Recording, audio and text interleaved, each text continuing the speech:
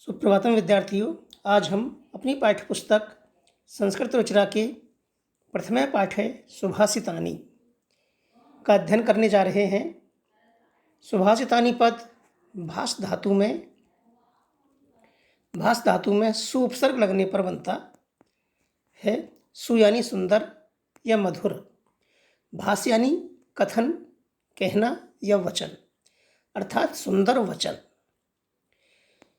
सुंदर वचन संस्कृत में स्थान स्थान पर सुभाषित के रूप में सुंदर वचनों का प्रयोग किया गया है, जिनमें हमारे जीवन को एक दिशा निर्देश प्रदान किए गए हैं, जिनमें ज्ञान की, नैतिकता की बातें हैं। इस पाठ में ऐसे ही कुछ श्लोकों का संग्रह किया गया है, जिनमें हमें ज्ञान और नैतिकता का बोध कराया गया है। आइए हम इनका अध्ययन करते हैं। पृथिव्यां त्रीणि रत्नानि जलम अन्नम सुभाषितम्। पृथिव्यां त्रीणि रत्नानि जलम अन्नम सुभाषितम्। मूढ़ैः पाषाणखण्डेषु रत्नसंज्ञा विधीयते। मूढ़ैः पाषाणखण्डेषु रत्नसंज्ञा विधीयते। सत्येन धार्यते पृथ्वी, सत्येन तप्ते रविः। सत्येन धार्यते पृथ्वी, सत्येन तपते रविः। सत्येन वाति वायुश्च सर्वं सत्ये प्रतिष्ठितं। सत्येन वाति वायुश्च सर्वं सत्ये प्रतिष्ठितं। दाने तपसि शौर्ये च विज्ञाने विनये नये। दाने तपसि शौर्ये च विज्ञाने विनये नये। विस्मयो ने हि कर्तव्यो बहुरत्ना वसुंधरा। विस्मयो ने हि कर्तव्यो बहुरत्ना वसुंधरा। सद्भिरेव सहासीत सद्भिकुर्वीत संगतिम्। सद्भिरेव सहासीत सद्भिकुर्वीत संगतिम्। सद्भिर्विवादं मैत्रीं च नासद्भिः किंचिदाचरेत्। सद्भिर्विवादं मैत्रीं च नासद्भिः किंचित् आचरेत्। धनधान्यप्रयोगेषु विद्याया संग्रहेषु च। धनधान्यप्रयोगेषु विद्याया संग्रहेषु च। आहारे व्यवहारे च त्यक्तलज्जः सुखी भवेत्। क्षमावशीकृति लोके क्षमया किं न साध्यते। क्षमावशीकृति लोके क्षमया किं न साध्यते। शांति खड्ग करे यश किं करिष्यति दुर्जनः।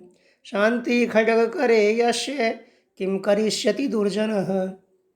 आइए अब इन श्लोकों का एक एक का हम भावार्थ अनुवाद समझते हैं। पृथिव्यां त्रीणि रत्नानि जलम अन्नम सुभाषितम्। मूढ़ैः पाषाणखण्डेषु रत्नसंज्ञा विधीयते। इसका अन्वय करते हैं हम। पृथिव्यां जलम अन्नम सुभाषितम त्रीणि रत्नानि सन्ति। मूढ़ैः पाषाणखण्डेषु रत्नसंज्ञा विधीयते। कठिन शब्दों के अर्थ हैं। पृथिव्यां पृथ्वी पर, जलम जल, अन्नम अन्न या अनाज, सुभाषितम सुंदर वचन, त्रीणि तीन, रत्नानि रत्न, संति हैं मूढ़ई मूर्ख लोगों के द्वारा, पाषाण खंडेषु पत्थर के टुकड़ों में, विधीयते किया जाता है। पृथिव्यां त्रीणि रत्नानि जलम अन्नम सुभाषितम। मूढ़ई पाषाण खंडेषु रत्न संज्ञा विधीयते। पृथिव्यां जलम अन्नम सुभाषितम त्रीणि रत्नानि सन्ति। पृथिव्यां पृथ्वी पर, सप्तमी विभक्ति है, एक वचन है। पृथिव्यां पृथ्वी पर, जलम अन्नम सुभाषितम त्रीणि रत्नानि सन्ति। जल, अन्न और सुभाषित मधुर वचन, त्रीणि रत्नानि तीन रत्न हैं। पृथ्वी पर जल, अन्न, सुभाषित मधुर वचन तीन रत्न हैं। मूढ़ई मूर्ख लोगों के द्वारा। मूढ़ई मूर्ख लोगों के द्वारा तृतीय विभक्ति बहुवचन है। पाषाण खंडेषु पत्थर के टुकड़ों में रत्न संज्ञा विधीयते, रत्नों की संज्ञा दी जाती है।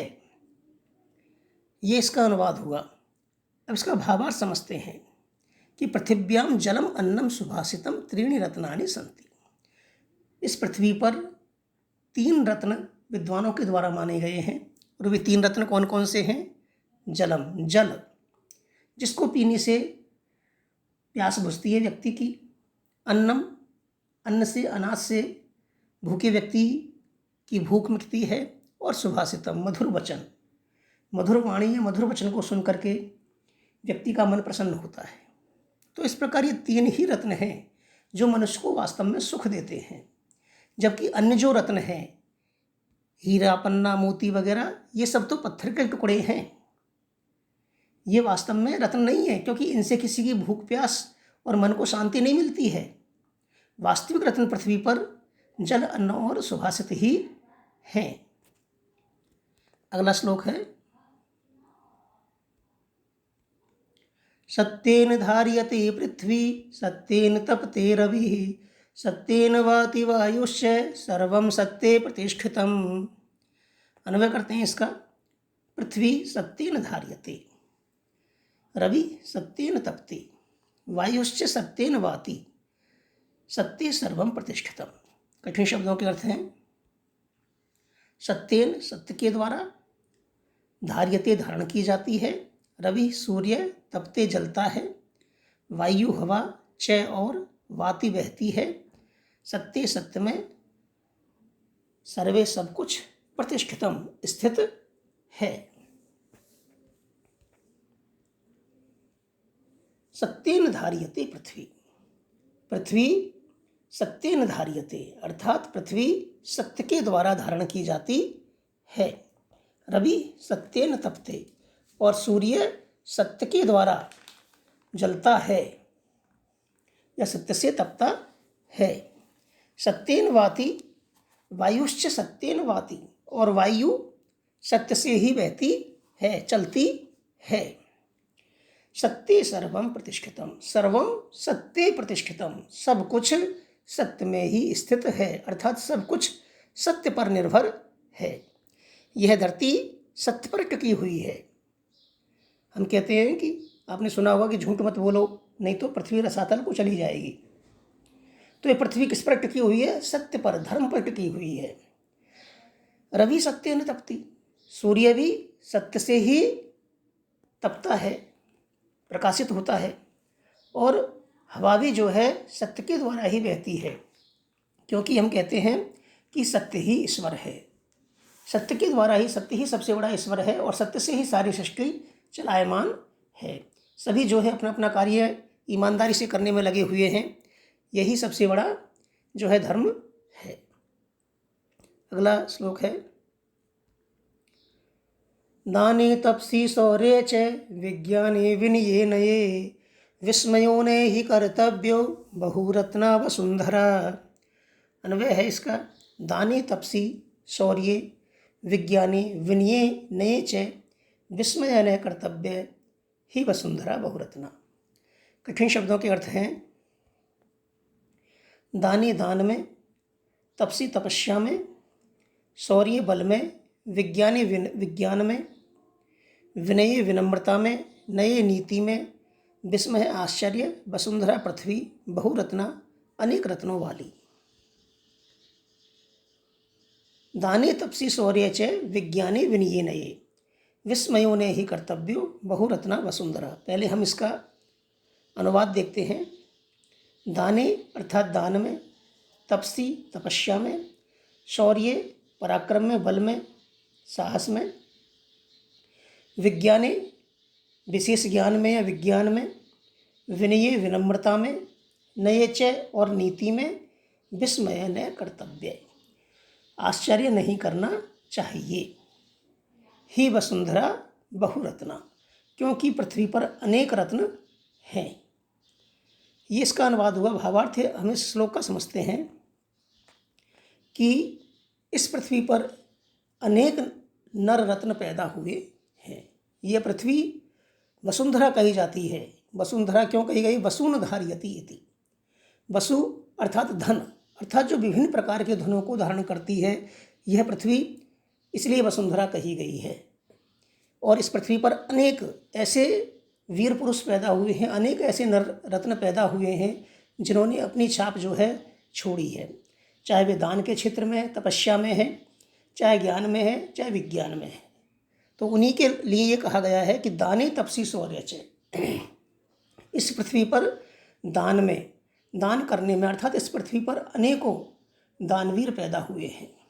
जैसे उनमें से हमने नाम सुना है दानवीर कर्ण, महाराज शिवी। यहाँ पर मैंने एक चित्र आपको दिया है, महाराज शिवी, इनकी कथा महाभारत में आती है। एक बार जो है इंद्र ने इनकी परीक्षा लेनी चाहिए, ये बड़े दानवीर थे महाराज शिवी। तो इंद्र और अग्नि ने क्या किया, एक तो बाज बन गया और एक कबूतर बन गया। अब बाज जो है कबूतर का पीछा करते हुए महाराज शिवी तक आ पहुँचे। कबूतर ने कहा, महाराज मेरी रक्षा कीजिए, इस बाज से मेरी रक्षा कीजिए, ये मुझे खा जाएगा।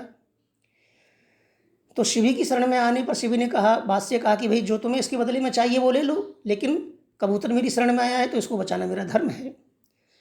तो बाज ने कहा कि महाराज मुझे जो इस कबूतर के बदले में मांस चाहिए, मुझे मांस दे दीजिए आप, जिससे मैं अपनी भूख जो है शांत कर सकूं। तो महाराज शिवी ने जो है दूसरे जानवरों का मांस मंगाने को कहा।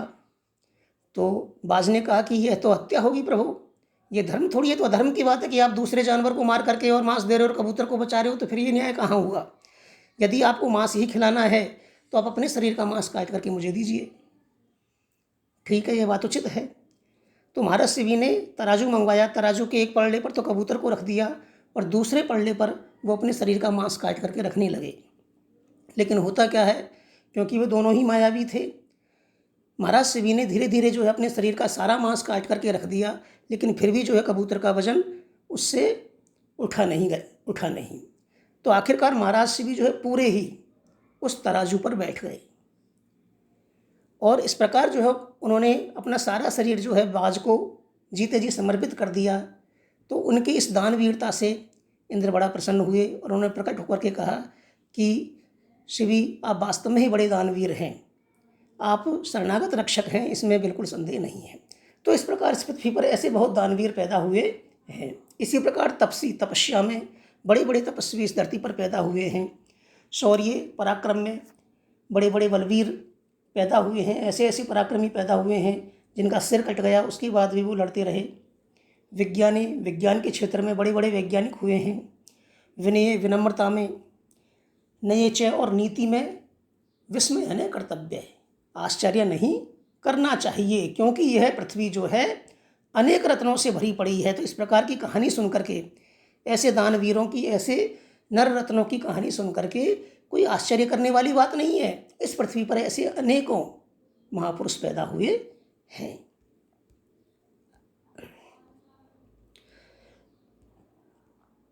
सद्भिरेव सह सीते सद्भिकुर्वीत संगतिम सद्भिर्विवादम मैत्रीम च ना सद्भि किंचिदाचरेत। अन्वय देखते हैं इसका। सद्भि सह इव आसीत सद्भि संगतिम कुर्वीत सद्भि सह विवादम मैत्रीम च कुर्वीत असद्भि सह किंचित न आचरेत। कठिन शब्दों के अर्थ हैं सद्भि सह सज्जनों के साथ, इव आसीत बैठना चाहिए, संगति साथ, कुर्वीत करना चाहिए, विवाद तर्क वितर्क, मैत्री मित्रता, असद्भि सह दुष्टों के साथ, किंचित किसी भी प्रकार का, न आचरित आचरण नहीं करना चाहिए। सद्भि रेव सहासीत सद्भि कुर्वीत संगतिम सद्भिर्विवादम मैत्रीम च न सद्भि किंचित आचरित। सद्भि सह इव आसीत, सद्भि तृतीया विभक्ति है, बहुवचन है। सद्भि सज्जनों के साथ ही आसीत बैठना चाहिए। सद्भि सह इव आसीत, सज्जन व्यक्तियों के साथ ही बैठना चाहिए। सद्भि संगतिम कुर्वीत, और सज्जन व्यक्तियों के साथ ही संगति करनी चाहिए। सज्जन व्यक्तियों के ही संगति करनी चाहिए। सद्भि सह विवादम मैत्रिम च कुर्वीत, और सज्जन व्यक्तियों के साथ ही विवाद और मित्रता करनी चाहिए, तर्क वितर्क और मित्रता करनी चाहिए। असद्भि से किंचित न आचरेत, दुष्ट लोगों के साथ किसी भी प्रकार का व्यवहार या आचरण नहीं करना चाहिए। समझते हैं इसको कि सद्भि सह एव आसीत है। इस दुनिया में हमें अच्छे लोग भी मिलते हैं और बुरे लोग भी मिलते हैं। ये हमारे ऊपर निर्भर करता है कि हम किन लोगों के साथ रहना पसंद करते हैं। तो शास्त्र इस बात की हमें शिक्षा देता है कि हमें हमेशा सज्जन पुरुषों का ही साथ रखना चाहिए, सज्जनों के साथ ही हमें बैठना चाहिए, क्योंकि उनसे हमारी मति अच्छी होती है, हमको सुमति मिलती है। दुष्ट लोगों के साथ यदि हम बैठेंगे तो हमारी बुद्धि जो है खराब होगी, हमें उनसे कुमति मिलेगी, दुष्टता की बातें वो करेंगे, गलत बातें वो करेंगे। इसलिए सद्भि सहैव आसीत है, सज्जन व्यक्तियों के साथ ही बैठना चाहिए। सद्भि संगतिम कुर्वीत, और सज्जन लोगों के साथ ही संगति करनी चाहिए। सद्भि स विवादम मैत्रिम च कुर्वीत, यदि हमें किसी बात पर, किसी विषय पर तर्क वितर्क करना है, विवाद करना है, तो यह कार्य भी हमें सज्जनों के साथ ही करना चाहिए, क्योंकि दुष्ट लोगों के साथ किसी भी बात पर बहस या वाद विवाद करना उचित नहीं है। मैत्रिम च कुर्वीत, और मित्रता भी हमें सज्जन लोगों के साथ ही करनी चाहिए। असद्भि से किंचित न आचरेत, बुरे लोगों के साथ हमें किसी भी प्रकार का आचरण या व्यवहार नहीं करना चाहिए। इस चित्र में आप देख रहे हैं, यहाँ पर ये कुछ लोग इस तरह से, इसको में प्रतीकात्मक रूप से दर्शाया गया है कि बुरे लोग जो है तरह तरह की बातें और बुरी उलझुल बातें वो करते हैं, और उनके दिमाग में हमेशा गुस्सा, नफरत या ईर्ष्या जैसी भावनाएं रहती है। जबकि एक सज्जन व्यक्ति जो होता है उसके दिमाग में हमेशा प्रसन्नता की बातें रहती है, वह खुश रहता है और दूसरों को खुश रखने की चेष्टा करता है। धन धान्य प्रयोगेषु विद्याया संग्रहेषु च आहारे व्यवहारे च त्यक्त लज्जा सुखी भवेत। अन्वय है इसका, धन धान्य प्रयोगेषु विद्याया संग्रहेषु च आहारे व्यवहारे च त्यक्त लज्जा सुखी भवेत।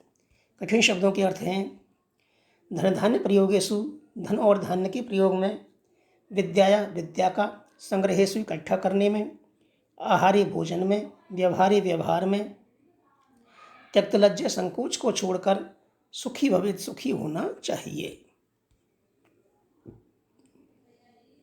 धन धान्य प्रयोगेषु विद्याया संग्रहेषु च आहारे व्यवहारे च त्यक्त लज्जा सुखी भवेत, अर्थात धन और धान्य का प्रयोग करने में, धान्य यानी अनाज वगैरह, फसल वगैरह, उनका प्रयोग करने में, विद्याया संग्रहेषु च, और विद्या का संग्रह करने में,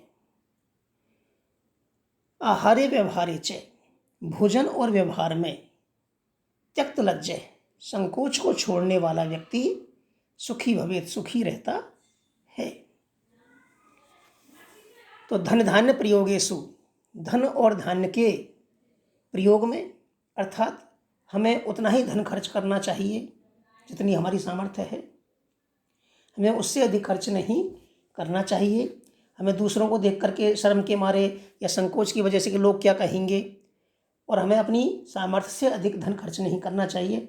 तो धन धान्य प्रयोगेषु विद्या संग्रहेषु च, और विद्या का संग्रह करने में, विद्या इकट्ठी करने में किसी प्रकार का संकोच या लज्जा को त्याग देना चाहिए। आप यहाँ पर देख रहे हैं एक चित्र जिसमें भगवान श्री कृष्ण और बलराम जो है अपने गुरुजी संदीपन से, उनके गुरु कौन थे? संदीपन, उनसे शिक्षा प्राप्त कर रहे हैं। तो हमें शिक्षा प्राप्त करने में किसी प्रकार की लज्जा जो है नहीं करनी चाहिए। गुरुजी के समक्ष जो भी हमारे तर्क वितर्क हैं वो हमें रखने चाहिए और उनसे हमारे जो है समस्याओं का समाधान करना चाहिए। तो उसमें लज्जा करने की और शर्माने की बात नहीं है, संकोच करने वाली बात नहीं होनी चाहिए। आहारे व्यवहारे च त्यक्त लज्जा सुखी भवेत। इसी प्रकार आहार और व्यवहार में, आहार अर्थात भोजन करने में, जब हम भोजन करने बैठे यदि उस समय हम संकोच करेंगे तो क्या होगा? भूखे रह जाएंगे। तो इसलिए संकोच करने की आवश्यकता नहीं है। व्यवहारे च, और दूसरों के साथ व्यवहार करने में कि हमें किस व्यक्ति के साथ कैसा व्यवहार करना है, हमें अच्छे लोगों के साथ व्यवहार करना है या बुरे लोगों के साथ व्यवहार करना है, इसमें संकोच करने की आवश्यकता नहीं है। जैसा व्यक्ति जो है उसके साथ वैसा व्यवहार कीजिए, जिसके साथ हम व्यवहार नहीं रखना चाहते हैं उसके साथ व्यवहार मत रखिए। आगे है क्षमा वशीकृति लोके क्षमिया किम न साध्यते शांति खड्ग करे यश किम करिष्यति दुर्जनः। अन्वय है इसका, लोके क्षमा वशीकृति क्षमिया किम न साध्यते यस्य करे शांति खड्गे अस्ति दुर्जनः तस्य किम करिष्यति। कठिन शब्दों के अर्थ। लोके संसार में, क्षमा क्षमा वशीकृति वशीकरण, क्षमिया क्षमा के द्वारा, साध्यते सिद्ध होता है, यश जिसके, करे हाथ में, शांति खड्ग शांति रूपी तलवार, दुर्जन है दुष्ट व्यक्ति, करिष्यति करेगा। क्षमा वशीकृति लोके क्षमिया किम न साध्यते शांति खड्ग करे यश्य किम करिष्यति दुर्जन है।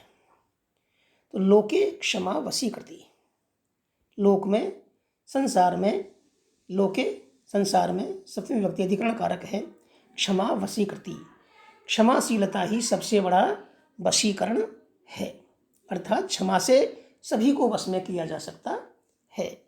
क्षमिया किम न साध्यते, क्षमा के द्वारा क्या सिद्ध नहीं किया जा सकता। क्षमिया तृतीय विभक्ति है, एक वचन है। किम न साध्यते, क्षमा स्त्रीलिंग आकारांत स्त्रीलिंग शब्द है, उसका तृतीय विभक्ति का एक वचन रूप है क्षमिया। किम न साध्यते, क्षमा के द्वारा क्या सिद्ध नहीं किया जा सकता। यश करे शांति खड्गे अस्ति, जिसके हाथ में शांति रूपी तलवार है। दुर्जन है तस्य किम करिष्यति, दुर्जन उसका क्या बिगाड़ सकता है। दुष्ट व्यक्ति उसका क्या बिगाड़ सकता है, क्या बिगाड़ेगा, क्या करेगा। ये इसका अनुवाद है। भावार्थ हम इसका समझते हैं कि लोके क्षमा वशीकृति, संसार में क्षमाशीलता ही सबसे बड़ा वशीकरण मंत्र है। तुलसीदास जी कहते हैं कि तुलसी मीठे बचनते, तुलसी मीठी बचनते सुख उपजत चहु मोर, वशीकरण एक मंत्र है, तजिए वचन कठोर। तो किसी को यदि वश में हमें करना है तो हम कठोर वचनों से उसका जो है व्यवहार उसके साथ नहीं करें, मधुर वचनों के उसके साथ व्यवहार करेंगे और क्षमा की यदि भावना अपने मन में रखेंगे तो निश्चित रूप से हम उस व्यक्ति को जो है वश में कर सकते हैं। यहाँ पर मैंने एक चित्र दिया है, भगवान बुद्ध को चित्र है ये। भगवान बुद्ध की कथाएं आपने सुनी होंगी। एक बार जो है दो व्यक्ति भगवान बुद्ध से उपदेश लेने के लिए आते हैं। भगवान बुद्ध उपदेश दे रहे थे, लेकिन जो है वो दो व्यक्ति दुष्ट प्रकृति के थे। उन्होंने भगवान बुद्ध को बुरी तरह गालियाँ देना शुरू कर दिया कि तुम पाखंडी हो, तुम ढोंगी हो, तुम जो है लोगों को मिथ्या ज्ञान देते हो, लोगों को जो बहकाते हो। तो इस प्रकार जो है संत अनाप शनाप कह करके और भगवान बुद्ध से चले गए। अगले दिन भगवान बुद्ध तो जो है उस स्थान को छोड़ करके दूसरे स्थान पर चले गए। उनका काम तो लोगों को शिक्षा देना था, उपदेश देना था। वो तो एक जगह रुकते नहीं थे, इधर उधर जाते रहते थे। फिर अगले दिन वही व्यक्ति जो है घूमते हुए भगवान बुद्ध के पास आए। पुनः उनको अपनी गलती का एहसास हुआ, क्योंकि भगवान बुद्ध ने उनकी बात को सुना ही नहीं। उन्होंने उसका कोई जवाब नहीं दिया था, वो चुपचाप बैठे रहे और वो कहते रहे। तो उन्होंने कहा कि प्रभु हमसे बड़ी गलती हुई, हमने जो है बड़ी भूल हुई हमसे, उसके लिए आप हमें क्षमा कर दीजिए। तो भगवान बुद्ध ने कहा कि भाई कौन सी भूल, मुझे तो पता ही नहीं है कि कल हमने आपको बड़ी बड़ी गालियाँ दी थी, बहुत जो है अनुचित कहा था, भला बुरा कहा था। तो भगवान बुद्ध ने कहा कि मुझे पता ही नहीं कि तुमने मुझे कल क्या कहा था। मैं तो कल ही उस बात को कल ही छोड़ आया वहीं पर, मुझे याद ही नहीं है वो चीज़ें जो कल तुमने कहा था। वो चीज़ें कल ही वहीं पर रह गई, मैं तो उन चीज़ों को वहीं छोड़ के आ गया। तो इस प्रकार वो व्यक्ति जो है बड़े आश्चर्यचकित हुए। तो इस प्रकार क्षमा कर देने से, जब हम किसी की चीज़ को, गलत चीज़ को हम लेंगे ही नहीं, स्वीकार ही नहीं करेंगे। भगवान बुद्ध ने कहा कि भाई तुमने मुझे गाली दी, लेकिन मैंने तुम्हारी गाली को स्वीकार ही नहीं किया, तो तुम्हारी गाली तुम्हारे ही पास रह गई। तो इस प्रकार वो व्यक्ति बड़े लज्जित हुए और चले गए और भगवान बुद्ध के चरणों में पड़ गए। तो इस प्रकार वो उनके बस में हो गए, किसके द्वारा, क्षमा के द्वारा। तो लोके क्षमा वशीकृति, संसार में क्षमा ही जो है सबसे बड़ा वशीकरण है। क्षमिया किम न साध्यते, क्षमा के द्वारा क्या नहीं साध्य किया जा सकता है। यश करे शांति खड्गे अस्ति, जिसके हाथ में शांति रूपी तलवार है। दुर्जन है तस्य किम करिष्यति, दुष्ट व्यक्ति उसका क्या बिगाड़ेगा, क्या करेगा। इस प्रकार यह पाठ पूरा होता है। आप सभी स्वस्थ रहें और सुखी रहें। धन्यवाद।